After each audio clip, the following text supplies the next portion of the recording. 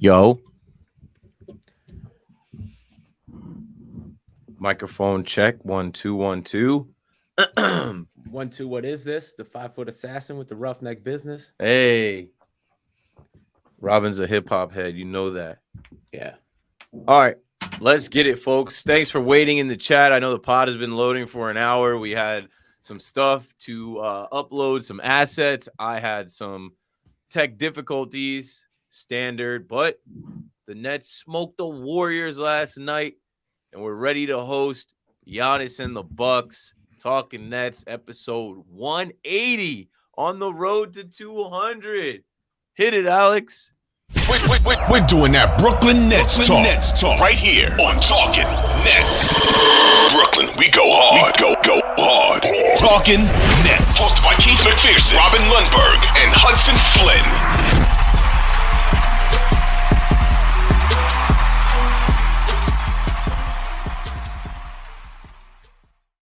Yes, sir. Welcome back to Talking Nets, episode 180. That's a ton of podcast episodes. Staying alive. We fought through so many changes. We fought through so many BS news headlines with the Nets. We fought through losing streaks and different coaches and different players, COVID, vaccines, every other thing. And we still here. Never left. Talking Nets, 180. Keith McPherson, Robin Lundberg, Hudson Flynn. It's a good time to be a Nets fan. Nets fans are feeling it. I mean, the Warriors came to Brooklyn last year. It was a different vibe. I remember being in there and vividly seeing a bunch of little kids with Steph jerseys. I remember seeing a whole section of Warriors fans. I remember seeing these fans decide to chant MVP, MVP at the end of the game. And then when I went home and I saw the clip, I'm like, damn, they played that up on TV. They must have cranked the volume up. TV production was like, hey, get the mics over there. MVP, we do that for KD in the block, section 1. Brooklyn Brigade, that's standard. They try to make it seem like Warriors fans took over our building and had Nets fans chanting MVP. No, sir. Our Nets world has been built. Robin Lundberg, how's it going? Well, they're chanting your teammate punched you or Draymond punched you to Jordan. Yeah, we'll get to that. In the game last night. Guys. We've been talking about it. We're now on a little bit of a run of saying, hey, doing good. The Nets are playing well. About to start using the C word with the Nets. You know, I'm sticking with the Q word for now, quality, but I'm getting close to the C word and contenders. I'm excited to see if we can be contenders. I think these next couple games, I think that's the real test. We've, I think, made it pretty clear that we are not, the kind of team that's going to be overly competitive, playing against the lower echelon of the teams in the Eastern Conference, which is, the teams we have just absolutely ran through on this fairly extended winning run. It's not, the craziest undefeated winning streak anyone's ever seen, but it's been great. And obviously it's been against subpar teams, but now we get the test against the real teams. And I think if we can get through this test looking good, and I'm not even saying that means only wins, I think we can start to use the C word. The Bucks lost last night. We'll get to that. The Celtics lost last night, and they're on a 3-game skid. We'll get to that. But let's talk about a few different things before we get into the game. Can I see what Colin Cowherd had to say? Known hater. Colin Cowherd, who asked you? We wanted the national media. We got it. Colin chimed in last night at 10:07 p.m. after he saw the Nets absolutely smoke the Warriors, who the national media loves. He says, can't believe people are buying into the Brooklyn Nets again. NBA fans like those cryptos bros. Burn them repeatedly. They just come back for more. Want to believe so badly. Hashtag Bucks or Celtics win East. Colin, listen to me, bro. I got respect for you as a radio guy. I've followed you for years, from ESPN to FS1. Your daughter is fine. She's a little baddie. All the players going to know her name in a couple years. You need to do less, especially when it comes to proclamations, predictions around the Brooklyn Nets. It smells like you're hating. Quit hating. There's no need for this. Go ahead, Robin. It doesn't bother me, man. Look, in fact, I kind of embrace it a little bit. First of all, Colin is objectively good at his job, right? Like, we get it. He's great. And second of all, I understand why people would feel that way about the Nets. Like, I do. Given the last however many years, we had I had a scary hour shirt. That didn't work out very well. We sold a bunch of them. Proclaiming championships before they happen and all that. So I get why there's skepticism, and that's fine. I think that's actually healthy in a sense, because I think it's on the Nets to prove people wrong. And if they prove people wrong, it'll be sweet, because people don't like this team. I mean, that's just the truth. I think from the broad standpoint, the Nets have become a meaningful franchise over the last however many years, where you'll see their gear, you'll see more Nets gear in a random arena than you will Knicks gear in a random arena. Nets world means something. So the Nets are now a relevant franchise, but you still have a bunch of people rooting against them and rooting for their failure. And that's not just Knicks fans, but, people in the media, people who want to see the drama, as we've talked about a lot. In fact, I shared a text in my SI group chat earlier today, which was just a stat. Kevin Durant right now is averaging 30 points a game, and his true shooting percentage is, what is the number here?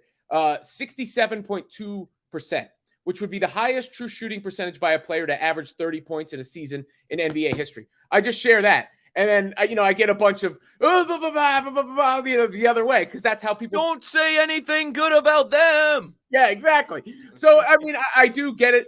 I do understand it. It's probably why KD said we got to jump through all these hula hoops and stuff, or flaming hula hoops in order to get recognition. By the way, KD shooting 56% on pull-up jump shots. And Kyrie didn't play last night. They still put up 91 points in a half. So as long as the Nets 125 and 3/4. As long as the Nets are playing well, taking care of business, and then get a couple of those signature marquee wins, which would be nice if it starts with the Bucks, then I don't care what anybody says.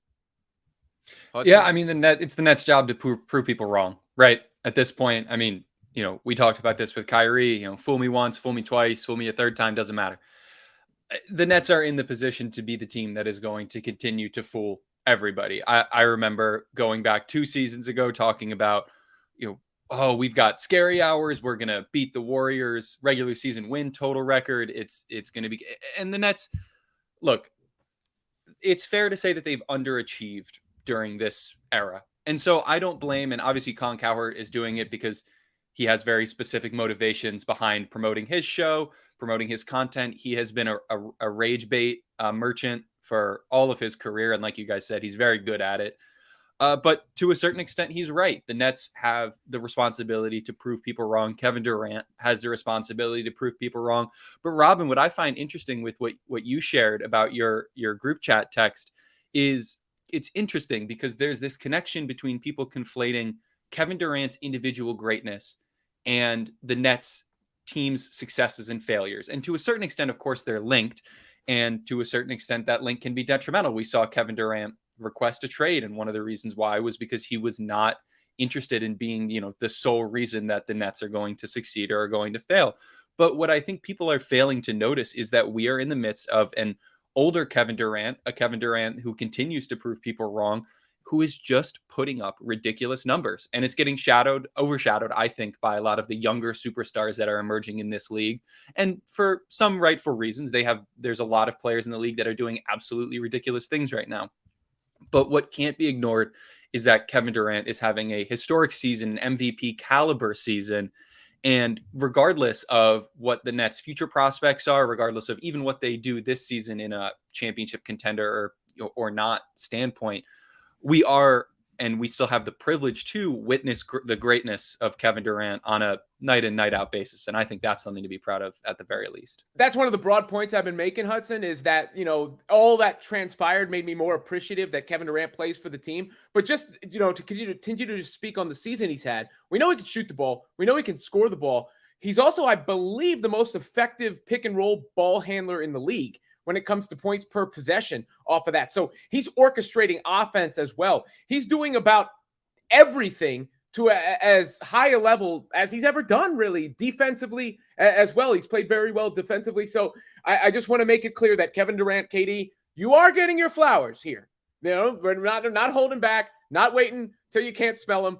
Bask in it, breathe deeply. The floral aroma is yours, at least from my perspective right now. Now, I know a lot of people that listen to Talking Nets probably also listen to KD's pod, the Etceteras, and Eddie Gonzalez, who we have had on the pod, friend of mine, hosts that with Kevin Durant, and he goes right at him. A couple episodes ago, he's like, you're leading the league in turnovers. And I remember on Talking Nets talking about how KD said, hey, I get double teamed, I get trapped, I'm going to have turnovers, deal with it. And it's like, hey, bro, you can still clean it up. Also, he's got a lot of text. Alex, throw up the tweet from today with KD explaining his technical foul. So shout out to BKN, Brooklyn Nets 85 on Twitter. Nets Twitter is very familiar with this logo and this account, and they've been getting responses consistently out of KD. I think this is the third I've seen this year. So BKN 85 writes, KD's text getting annoying. He's 5 away from getting suspended for each one. And then KD replied this morning and said, I want to say 7 of my 10 texts have been from me talking loud to the refs, talking too loud to the refs, not even using foul language. I'd scream, yo, that's a foul, and boom. Yeah, and I understand that because he's KD, right? So KD, they have to check KD because KD is KD. They can't let KD talk any kind of way on the court, even if he's not using profanity, because they got to keep everybody else in check, keep everybody else locked in. Now, something I feel about with this Kevin Durant, Kyrie Irving led team in year 3 is that this is starting to look like what we want it to look like the whole time. I wish we never traded for James Harden. I wish that never happened. I was cool with KD and Kyrie. I thought that was enough. There's just one basketball. Remember we were having that conversation? There's only one basketball. How are they going to make it work? They ultimately didn't make it work. But what's happening right now is what the outside world, not the Nets world, didn't want to see. What's happening right now is a team with the longest win streak in the NBA, 7 in a row, a team that has won 11 out of their last 12, led by 2 guys that are villains. They're villains in the NBA. KD is forever hated for Going to the Warriors. Yeah, leaving OKC, going to the Warriors, and then leaving the Warriors and coming to Brooklyn. No one was talking about a trade request last night. No one was talking about, hey, why don't the Warriors try and trade for KD last night? That was the conversation in the summer. And also with Kyrie, I've defended Kyrie so much, it's exhausting. I saw this guy, Rick the Ruler, in one of our comments on the last video, Bulls fan. Like, we're attracting people from all over the NBA, not just Nets fans. But he had hella shit to say in the comments, like, we stand with Kyrie always. No, we don't, bro. When you compromise other people, when you hurt other people, we don't stand with anyone blindly and just say, oh, we stand with you always. So there was a huge distraction with that. I had Steve Summers on my radio show Tuesday night. Steve Summers is a legend, the one I technically replaced. And we had a caller ask him about the Nets. And I wasn't going to ask Steve about the Nets, but Steve is Jewish. He was celebrating Hanukkah that night.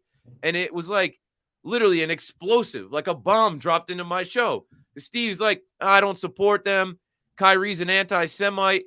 They should have cut him. I'm like, whoa. I wasn't trying to go this way. So with all of those things, considered, people hate the Nets. And the last thing they wanted to see was another super team be formed. The last thing they wanted to see was KD and Kyrie get their way, get their own team, and succeed. It took a few seasons, a couple missteps, a fired coach, different rosters, and now you actually have a roster that KD and Kyrie can succeed with, and they know it. You can tell in their body language. You can tell how they're talking to people. And we're not even talking about this Warriors game because the Warriors got absolutely cooked last night. They got cooked in the Garden. They got cooked in BC. Let's play the clip from Kyrie talking to a fan who paid all of his money, right, to sit right on the floor as a Warriors fan in Barclays Center and watch them get ran out the building. Step to the side, please. Thank you. That's okay. You gotta guard me and I gotta guard him, so it's even. What's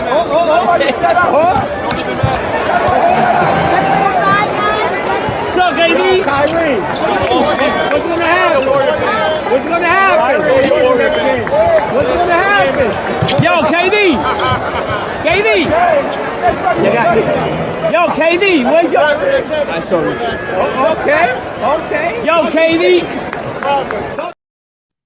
So that was last night at the game. I was supposed to go to the game, but I don't get to really sleep consistently anymore. So I had to nap. And by the time I woke up for the nap, I couldn't make the trek to Barclays Center, and I was glad because Kyrie was out with a calf injury or calf tightness, soreness. So what you just saw, shout out to Nets Nation, Clutch Points, who clipped that video and repurposed it. What you saw was Kyrie Irving talking to a fan that said to him, wait, what happens if you have to play against Steph, or wait till you have to play against Steph? And Kyrie is talking to him in street clothes, and he's like, it's even. He got to guard me. I got to guard him. So it's even. Like, what are you trying to say? And then KD slides over, and he's like, congrats on that championship y'all won last year. I'm proud of y'all. But, like, looking at the current situation, that doesn't matter anymore. There are always going to be Warriors fans in the Garden and in Barclays Center when they come to town. They are the dynasty of the last decade. They are the team that young people watch. They're the team that bandwagon NBA fans have picked up, similar to the Bulls and the Lakers and the Celtics and other eras. Last night, I think the Nets made a loud statement that, like, they're here, and like the Warriors can't keep up with them, and the Warriors are covered so differently in regards to the Nets, right? Because the Warriors are the organic team. Yeah, they're the champs. They've also they're the won team that 4 titles. They've won the championships. They're the darlings. Everyone loves them. But right now, they got some turmoil. I put out there, and I'm going to keep putting it out there, right? Draymond punched Jordan Poole. That was a sign of things to come. All they want to talk about is the negative energy that Kyrie brings and the lack of chemistry that the Nets are going to have. Can we play the clip from the Brooklyn Brigade now, my guys?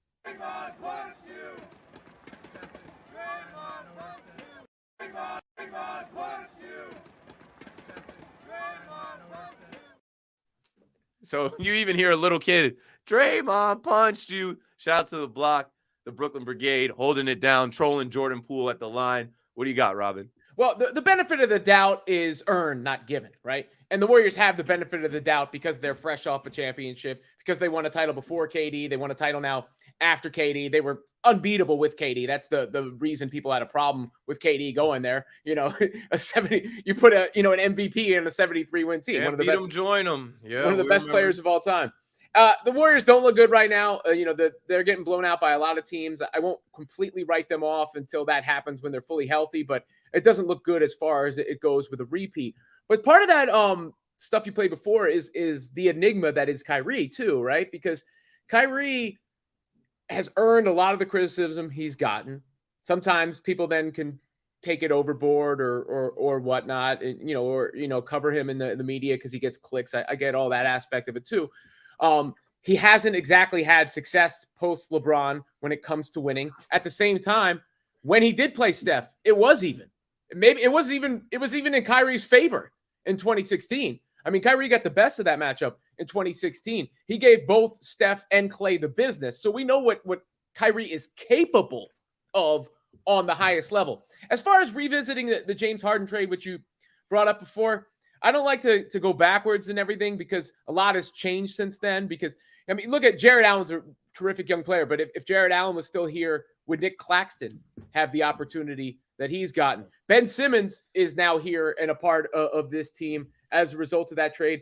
And another stat, I brought up the KD stats earlier, but another stat that I thought was pretty telling, the numbers are actually now positive with Claxton and Simmons on the floor together, which is a testament to the direction the team's heading in.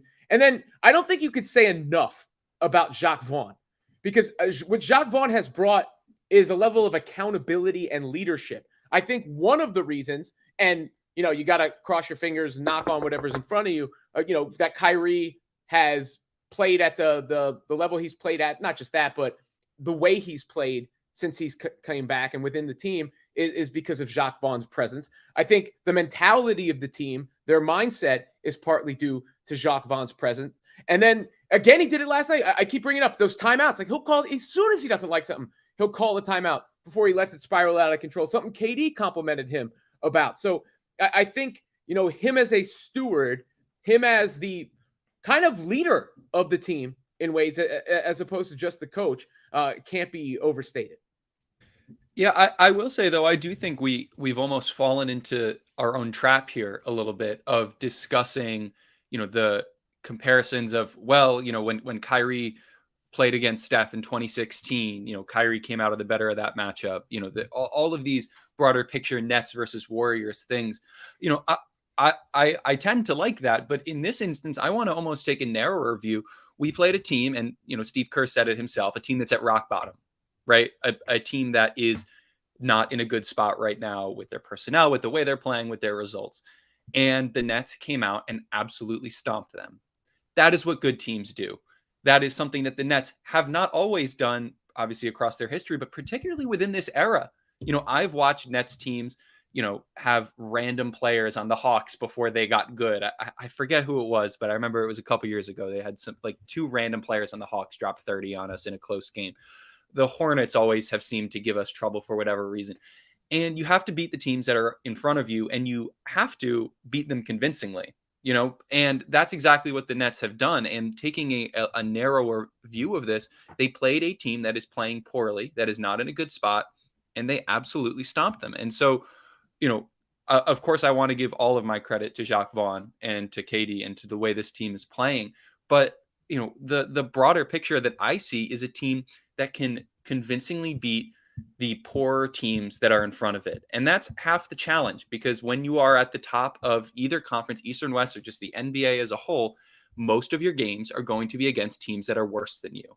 And if you can get out of those games comfortably, particularly without playing Kevin Durant, 40 minutes a night, because Jacques Vaughn has even talked about that being an issue, the better the Nets are going to be for it in the long term. And right now, and I know we're on that edge between, are they quality or are they contenders? But if they are going to be contenders, if they are going to make an impact late in the playoffs, not just in the first two rounds, they have to be able to beat the worst teams that are in front of them, and get out of those games healthily.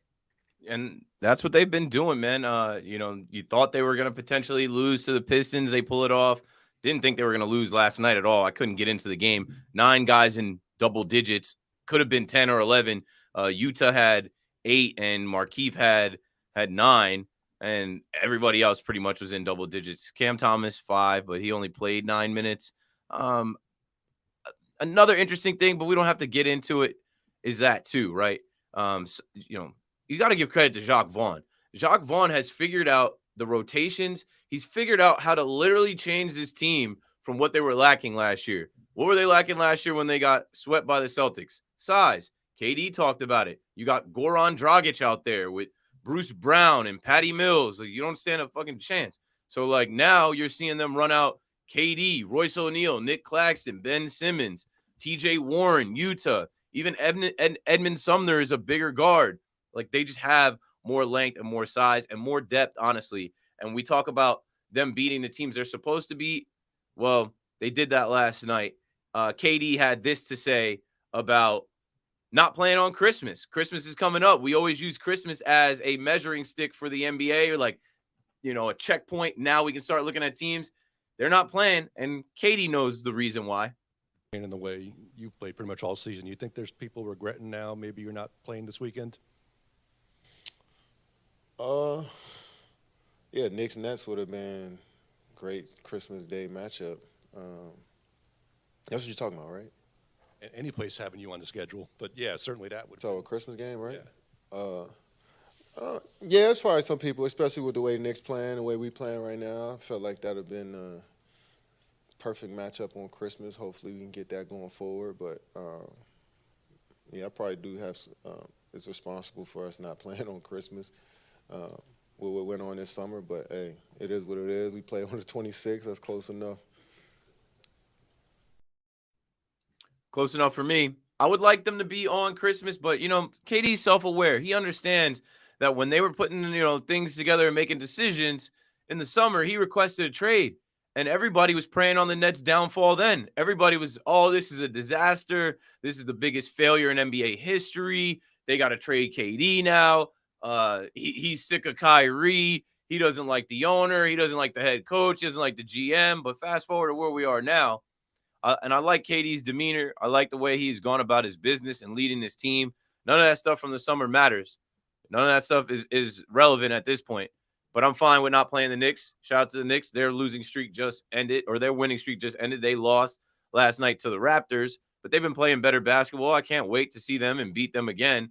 And coming up here, You got obviously the Bucks, which is a big test against a good team. They lost last night to the Cavs, who the Nets play on the 26th. There's going to be a quick test here. Back-to-back games. They're not a back-to-back. It's obviously the Bucks tomorrow, Friday, and then they got the weekend off, and then Monday they play the Cavs. I think they can match up just fine against these guys, and it's going to be a early test. I hope Kyrie is good to go with the Cavs, Sortis. I think he will be. And I know everyone fears Giannis and who's going to stop Giannis, but, these are early litmus tests. These are early samples of, what we hope to see in a potential playoff series or later in the year. What do you guys think about the Bucks series coming up, or not Bucks series, the Bucks game coming up and the Cavs game coming up, this little mini test that the Nets are going to face here? Look, the games don't actually matter that much, but it would matter to me to see them win one of those games or both of those games, and then that's when I would start to turn. Part of the reason I keep going back to the quality versus contender thing is because I want to be able to brag when the Nets do well, rather than have people go at me for, hastily projecting the Nets as championship winners and all that. But, eventually it's nice to beat all these teams like Hudson mentioned, and I think he was spot on with that point. But you want to beat the big dogs and the real teams in the league. Nobody's stopping Giannis. It is what it is. But Ben did a good job against him the last time out. And when you look at the talent on the Nets, Keith, I mentioned this before. You talked about the size, but that's part of the rotation decisions Jacques Vaughn has made as well. You don't have Steph Curry playing hardly at all. You don't have Patty Mills playing hardly at all. You don't have Cam Thomas playing hardly at all. So they're not sacrificing the shooting, though, because of the way Yuta shot the ball, the way O'Neal is shooting the ball. He's had a good season. And Joe Harris is still in the rotation there. Those are three shooters who are on the bigger side. So it allows the Nets to be a bigger, longer team, especially in conjunction with KD and Claxton and Simmons, right? That's a lot of length, a lot of size, if not traditional big man size. And then the Knicks, too, like, credit to the Knicks. Tom Thibodeau, I don't know why he was getting criticized early in the season. I always thought he was kind of maximizing the roster. This is there. New York. Everybody gets criticized. But they were winning as much as I think could be expected. Jalen Brunson's had a really nice year for them. I thought that was a good signing for them. Julius Randle's having another good year, representative more of 2 years ago than this year. Got guys like Quentin Grimes contributing. But let's be real. The Knicks are not in the same stratosphere as the Nets when it comes to talent. They shouldn't be in the same conversation. That's the kind of team that the Nets really should be insulted to be compared against. They should be compared against the Bucks and the Celtics. And when it comes to intrigue, that's where you're missing out on Christmas. I think, from the larger standpoint, the national purview, the Nets are, if not the most interesting team in the league, right there. Yeah, and I think, honestly, like, you're right. Of course, there's the narrative, historical aspect of why it would be fun for the Nets to play the Knicks on Christmas. But, one thing I will say, Keith, I know you really enjoyed your trip over to Great Britain, and Boxing Day, that is 26. That's their biggest sports day of the year, arguably. So you know what? I'll take that. Maybe it'll be a big international day for international Nets fans. Nets worldwide. But one thing that, I really think about this team going forward, and I think you kind of see that in the conversation that KD was having there about how this, might have been his fault. It made me think about the differences with the way I think about this team from now going back to the summer, even before the trade request. And it makes me think of a narrative that's kind of been kicking around the NBA for a long time. And you see it particularly with LeBron, the GM. He's the real person manipulating teams. He's in charge of the way the team's growing, the personnel moves. Particularly, you saw that with Tyronn Lue, and every time the Lakers have an offseason, honestly. And I think that Steve Nash, and I know we don't want to talk about his, the corpse of the coaching career of Steve Nash that was this Nets team for the past couple of years. But I think he fell into the trap of trying to, let the stars play. And him being a star himself, he always thought you let your stars get out of it. And I know we've talked about this with Jacques Vaughn before, but he almost coaches like a high-level college coach, where he has a certain measure of control over the team, whether it's just calling timeouts when you see, the sideline huddles at a timeout. He's clearly got everybody's attention. And I think it really can't be understated, not only the tactical changes that he's made, but the cultural changes he seems to have made within the Nets. It's not a dictatorship, but it's clear that he has a stronger hold on, respect in that locker room. And I think that's the kind of thing that, again, looking bigger picture, like Robin said, these games don't necessarily matter all that much on their own. Looking bigger picture, you want to see how he acts and how the team reacts against these better teams going into the playoffs, because he's someone that I trust to be able to say, even if we lose these next 2 games in embarrassing fashion, when it does come time to play those teams in the playoffs, I expect him to be able to say, yeah, we didn't beat them in the regular season, but here's how we can improve that. Here's how we can change that. And I expect the players to respond. So I think from a coaching perspective, these next games are going to be really interesting as well. Got to keep it going. It's a good time to be a Nets fan. I just hope they keep winning, keep the faith, keep it positive, and keep away from the distractions. So far, so good with Kyrie's return and being the holiday season and in the holiday spirit. Let's show what Kyrie continues to do for people without ever mentioning it on a microphone. So I think we already talked about the girl, the third one down, but I'll go through them. 6 days ago, he gave $50,000 to Little Twigs GoFundMe. December 12th, he donated $50,000 to the family of Jaheim McMillan GoFundMe. 16-year-old black boy who was shot and killed by police October 6th in Mississippi. Same day, he's on GoFundMe, spreading the wealth. $22,000 to Destiny Thompson, the student at Howard University. In November, he gave a total of $130,000 in donations to the family of Shinquella Robinson, an American woman who died in Mexico under suspicious circumstances. Terrible story if you have heard about that. Also, last month, he gave $50,000 to the family of Devin Chandler, one of 3 University of Virginia football players who was killed on the bus, and I'm sure you guys have heard about that. So Kyrie is quietly helping his people, his community. Kyrie is quietly got a GoFundMe account or a bank account that's connected to GoFundMe where they're just trying to find, they're trying to find people that need a little bit of uplifting, that need a little bit of support. And Kyrie is sending them thousands of dollars of his money. And I don't know, I commend him for it. I think it's something that you don't see all athletes do. But when someone does it, you should highlight it. I think people should talk about that just as much as they want to talk about flat earth or anti-vax or anti-Semitism. The guy has his own beliefs. He has his own thoughts and opinions, but at the same time, he's not a complete villain as he's painted to be. I'm not saying you got to defend him like I have or other people have, but I'm saying you just got to recognize the good that he adds to the world and not act like it's all bad. Anything you guys got before we wrap up? Robin, I know you got to run. Yeah. And I do have some voicemails, so if you got to take off, Hudson and I can handle them, or I can just, play them dolo. Just on the Kyrie point that you mentioned, not everything's binary, right? Like life can be complex, and Kyrie has obviously done a lot of good stuff out there, and then I don't think any of the things that he's done necessarily make him a bad guy or whatnot, but he can inflame situations to a point or inflame the drama around a team. And he's done that plenty of times as well.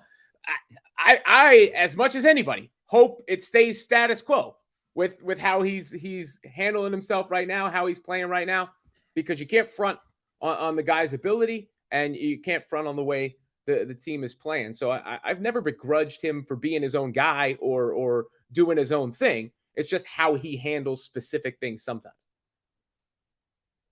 As long as he keeps playing and doesn't, I don't know. I'm happy with the way his response to the anti-Semitism going thing. Just fine right now. As long as he keeps doing what he's doing. Alex, the last 2 things from the chat, the quote from KD about him and Kyrie, if you have that, screenshot it.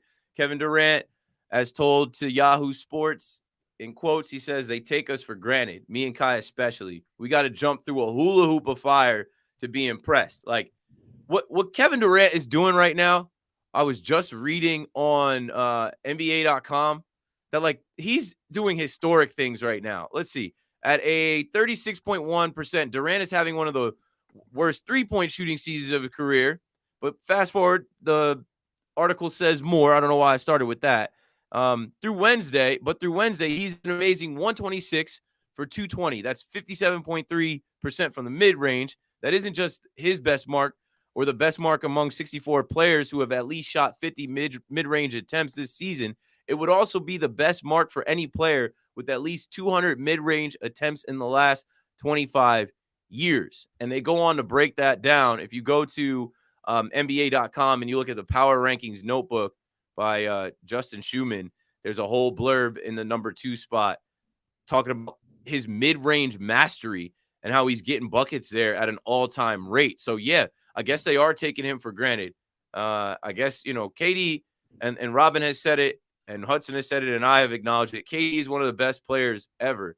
I've had arguments with people on WFAN about how when Kevin Durant hangs it up, he's going to be in the GOAT conversation. He's going to be amongst the GOATs. I know he might not have 5-6 rings, but when we're now factoring in what guys do off the court, and then when we actually look at what he did, his numbers and everything, his impact in totality, he's one of the greatest of all time. So I don't take him for granted. Let's play these voicemails. If you guys got a split, go for it. Anybody else in the chat have questions or anything that you want to add as we wrap up the pod, do that as well. Let me make sure my Bluetooth is connected and working here, and we'll see what you guys are talking about on the line. It's 929-500-103.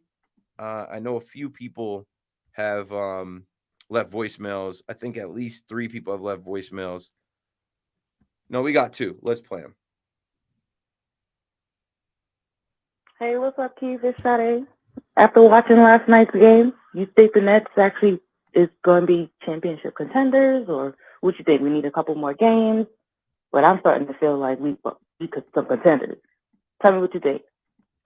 Yeah, I think we alluded to that a little bit. Like, it's early, right? It's not Christmas yet, but I think we're all talking about this version of KD and Kyrie and the Nets in this era. If there ever has been a team with the chance to build on their winning, building on their success, chemistry building, the roster, the chance to improve the team at the deadline, why they're supposed to be. You're not supposed to have 2 top 75 players on the team. I know Kyrie's not in it, but we all know that's a joke. You're not supposed to have 2 top 75 all-time players on a team and be talking about maybe they'll be in the mix for the playoffs. No, they got to be at the top. And now we're starting to see who is who, what is what. The Sixers are trending up. They've won 6 in a row, I believe, with Embiid. When you're looking at the East, it's between Boston, I just don't know what's going on with them right now. They got smacked by the Celtics, but not like blown out by the Celtics, but the Celtics beat them in back-to-back games. The Celtics. The Celtics beat the Celtics. The Magic beat the Celtics in back-to-back games on their floor in these little home-and-home series. Then the Pacers walk into their building and beat them after losing to the Knicks. So something's going on with them right now. It's December 22nd is what's going on with them right now. Yeah, they're checking out. They're checking out for Christmas. But they're such a strong unit. Like, Ja Morant was asked by Taylor Rooks, who do you watch in the NBA as your competition? Who do you think you have to go through? He said the Celtics. She asked him, anybody in the West? He said, nah, no one in the West. So, yeah, we're thinking that the Nets can be contenders because they should be contenders.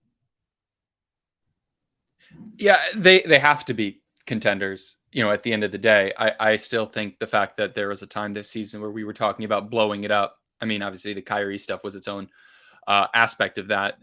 It's unfortunate, but the Nets have to be contenders. They have to play better. And I think, not only is now the time now, I mean, it seems to be that Kyrie might be gone after this season. It's certainly win now mode.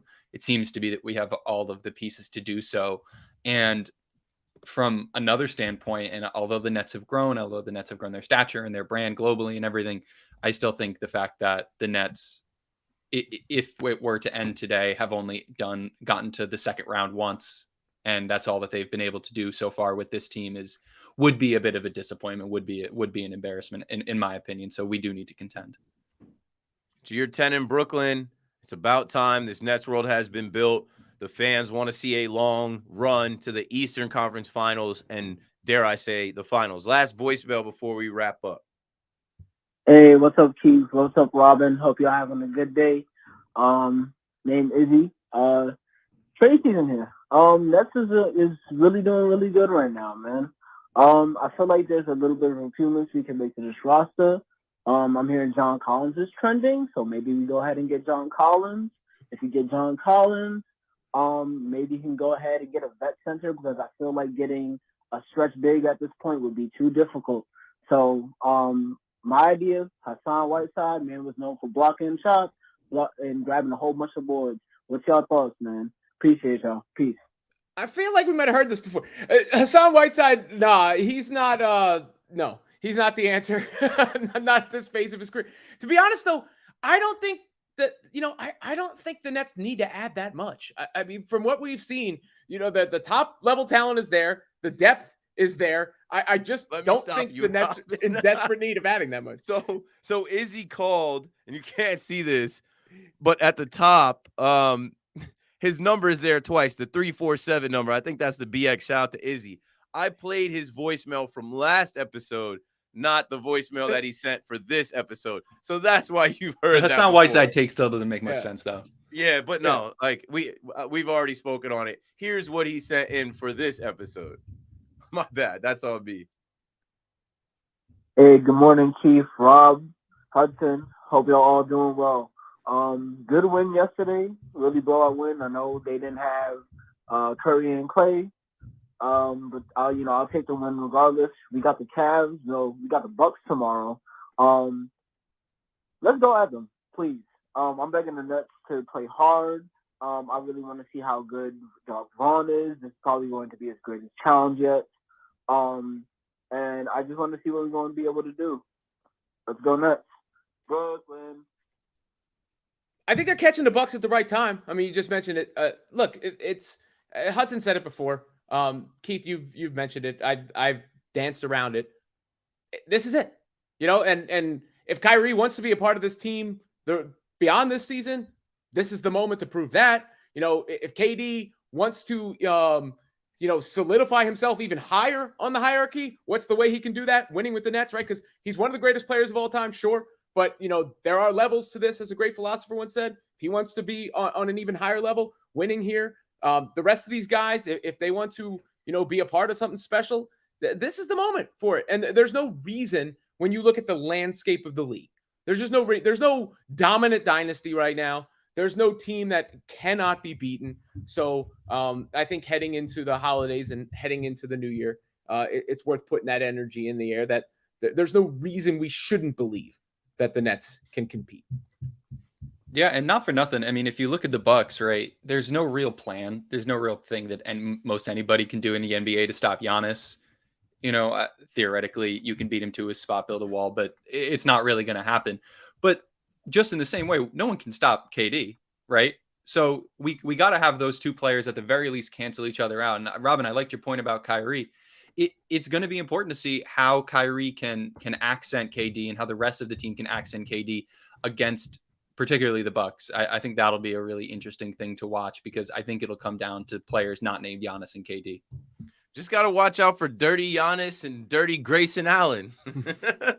I'm not worried about Javon Carter's revenge game coming up Friday. I'm not worried about who else are they running out there in Milwaukee now? Brook Lopez, Drew Holiday, some good players. Marjon Beauchamp. Brook Lopez, all respect for Belo, former Net. He's going to do his thing. Drew Holiday, all respect for all the Nets fans that wanted to trade for him for years. We'll see. We'll end on this, man. It's okay to dream, and it's okay to look around the league. This is why you follow the league like you follow the league. This is why you're a fan. Some of you listening are diehard fans. You're not casual fans. You have league pass. You follow the whole league. You're watching other podcasts. You're watching other shows. You're watching NBA Today. You love the game. So we all love the Nets. We all love the game, and there's a long time to go. But I'll say this. It's a good feeling to see the Nets not have any catastrophic injury right now, not have any big distraction right now, not have Steve Nash right now, not have any team cancers that are quitting on the team right now. It looks like a team led by two NBA veterans that know they've been in the league a long time. They don't have that much time left. This could be their last year together. So they are going all in. And as a fan, you're there, you're supporting the team, and you're just hoping that they keep it going. That's what I'm hoping for. I got to get back to Barclays Center. I definitely will in the new year. Anything you guys have to add before we wrap this up? Happy holidays to everybody out there. I hope everybody is safe, happy, healthy, doing okay mentally, physically, spiritually, all that. Truly wish the best to everybody out there. Ditto. Happy holidays, everyone. Subscribe to the pod. Like the YouTube video on your way out. Thanks to everybody in the chat that pulled up and threw questions out there and kept the conversation and the community going. We'll be back sometime next week. I'm going to take us out solo, Robin. I think we got to go back to the solo just to deliver the Let's Go Nets. Let's Go Nets. Brooke.